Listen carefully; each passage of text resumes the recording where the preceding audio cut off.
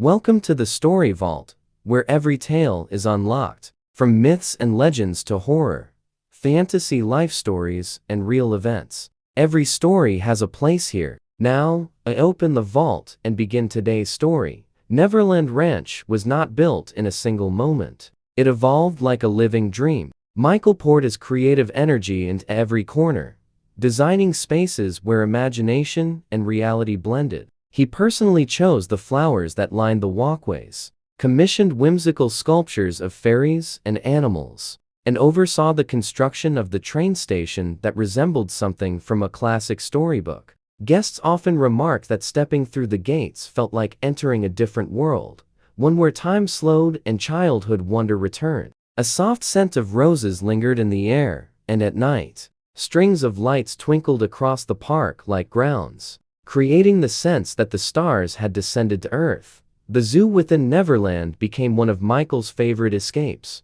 Giraffes stretched their necks toward the California sky, and elephants ambled peacefully along shaded paths. He had a deep respect for animals and treated them as companions rather than exhibits. Children visiting for the first time were astonished to see parrots perched on tree branches or to hear the distant roar of a lion. Michael loved to accompany guests on gentle evening walks, explaining the habits of each creature and encouraging curiosity about the natural world. For him, the presence of animals symbolized harmony, a reminder that life's beauty was not confined to human achievement. His generosity extended far beyond the physical beauty of the ranch. Every month he hosted groups of children from hospitals, orphanages, and disadvantaged neighborhoods. Buses arrived carrying young visitors who often had never left their hometowns, let alone experienced a place so magical. Michael welcomed them personally, sometimes wearing simple clothes and a baseball cap to put them at ease.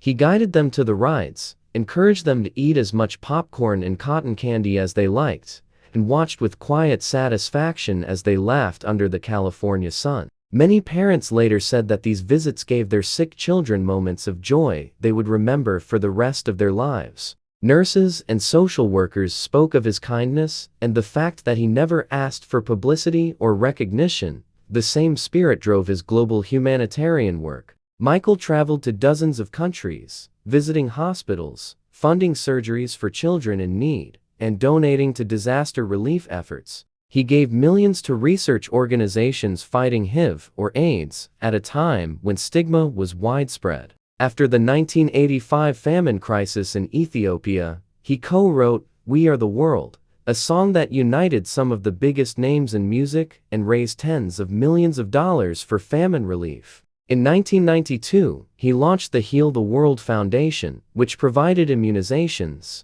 paid for playgrounds in war-torn regions, and shipped tons of supplies to children affected by conflicts. Many of these donations were made quietly. Michael often instructed his team not to announce them, believing that charity should be an act of love rather than a tool for praise. But the warmth of Neverland and his charitable efforts could not protect him from the relentless glare of the public eye. In 1993, a lawsuit alleging inappropriate behavior with a minor burst into headlines worldwide. Michael denied the accusations and expressed heartbreak that his love of children, so central to his identity, could be twisted into something dark. After intense legal maneuvering, the case ended in a civil settlement with no admission of guilt. Yet the damage to his reputation was profound. Late-night comedians made cruel jokes, tabloid covers speculated endlessly, and strangers who once celebrated his artistry now questioned his character. Friends say this was the moment the gates of Neverland began to feel less like an invitation and more like a defense. Though wounded, Michael refused to retreat entirely. He poured his emotions into music, creating albums such as History, Past, Present, and Future, whose lyrics spoke of injustice, betrayal, and resilience. Songs like Scream and They Don't Care About Us captured his frustration at a world quick to judge. Tours during this period were lavish and meticulously planned, but behind the scenes he became increasingly cautious, limiting access to his private life and surrounding himself with a smaller circle of trusted companions. The early 2000s brought renewed turmoil. In 2003, A British documentary featured extensive footage from Neverland and reignited public debate about his relationships with children. Later that year, new allegations surfaced, leading to a criminal trial. In 2005, for months the world's media camped outside the Santa Maria courthouse, broadcasting every detail. Supporters and detractors gathered daily, some singing his songs in solidarity, others shouting accusations. Inside, Michael faced the ordeal with quiet determination. Witness after witness testified, and the defense highlighted the inconsistencies in the prosecution's case. When the verdict of not guilty on all counts was announced, cheers erupted from fans gathered outside. Legally vindicated, Michael nonetheless emerged a changed man. Friends noticed that after the trial, Neverland no longer brought him peace. What once represented freedom now reminded him of surveillance and suspicion. He began spending long periods away from the ranch, first in Bahrain, where he sought privacy in the Middle East, then in Ireland, where he rented a quiet estate to work on new music. The ranch's amusement rides slowed to silence, and the once lively zoo was gradually relocated. Maintenance crews kept the grounds tidy, but the sparkle that had defined Neverland dimmed.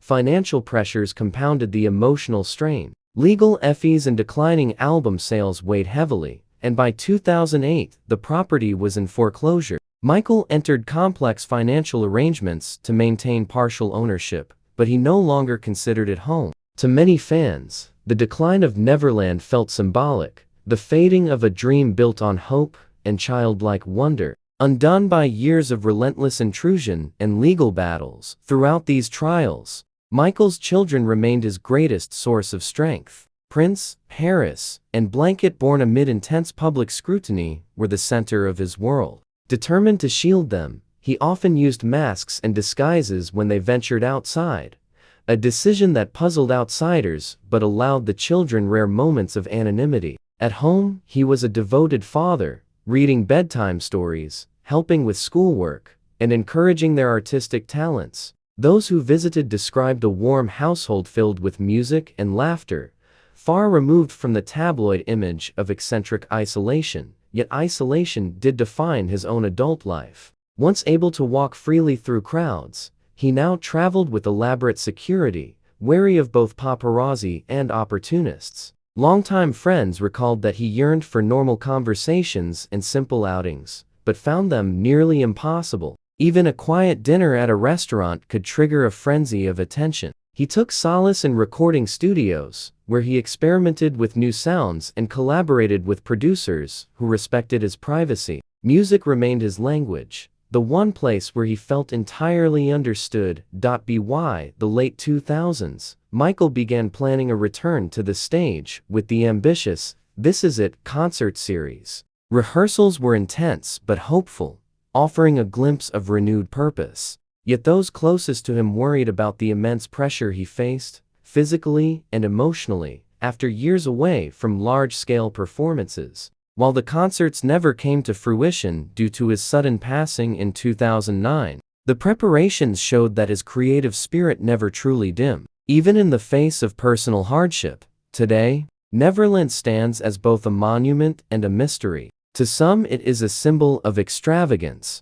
To others, it remains a testament to a man who sought to create beauty and happiness in a world that often misunderstood him. Visitors who once rode its Ferris will remember a host who believed deeply in the healing power of joy. Critics remember the controversies that unfolded beyond its gates. Both perspectives are part of the complex legacy Michael Jackson left behind, a legacy of music, generosity, and a yearning for innocence that shaped every part of his remarkable, complicated life. Another tale has been unlocked here in the Story Vault. If you enjoyed this story, do not forget to like, share, and subscribe so you never miss the next one. Until then, the vault is closed, but the stories live on.